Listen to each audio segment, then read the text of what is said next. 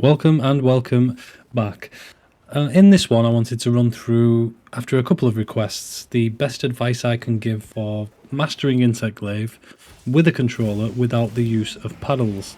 So I know there's been a big debate in the community of this since launch that the button mapping has been particularly tricky, and some people have really struggled with enabling the use of the camera angles to become the best possible output Insect Glaive player they can be.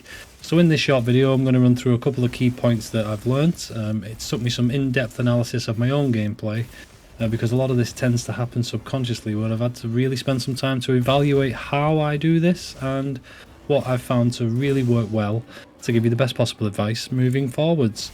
But in the clip that you're watching, you're going to see me against Dark Tempered Radar, and on the bottom right you'll see the button mapping and the angle of me using the controller at exactly the same time. Now, it was hard for me to do a hand cam on this because I don't have the facility to do it, so I've just tried to give you as much as I possibly can.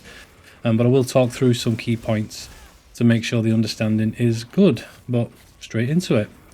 Number one, moving the camera during full animation.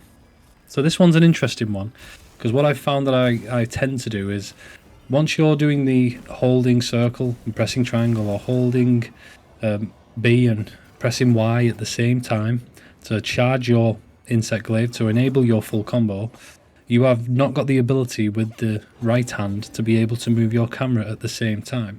But what I do is I move and maneuver the camera once the animation has kicked in. You will see examples of this as the battle unfolds, and I'll try and isolate these moments for you to be able to watch. But it's really a particular skill that took some time to master. I didn't realise I was doing this, but due to going into fights and trying to do some more cinematic style moves, I found that this is how I was able to do this. So as you'll see, I release the combo there. I then turn the camera just slightly to adjust myself. And then as we're getting any moment of downtime where I'm not fully in control here, and it's just an animation, I am moving the camera. And that's been the best possible way for me to keep an outlook on the monster and keep on top of them at all times. But you will see during the hunt this will develop into more of a DPS window with some aerial combos in here.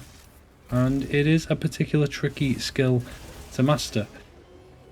Number two, finding your timing when turning the camera. Now, this is always really tricky to understand, and it varies monster by monster. But it's took me a good 100-150 hours to really start to master this. That I am only using those isolated moments that when I'm animation locked to be able to do this. So it's quite hard for me to explain, as you can imagine.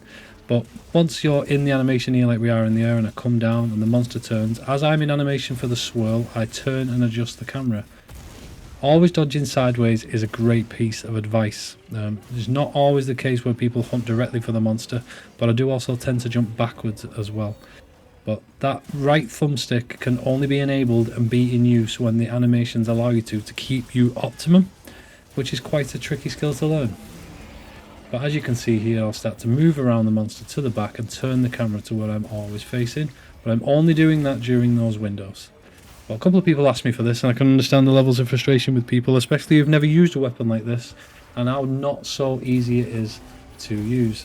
But it comes with time, it comes with timing, and it comes with just understanding the monsters to the best of your ability. And from there, I can't give you any more best advice really, apart from making sure that to start to think, once you release B, you need to be turning that camera.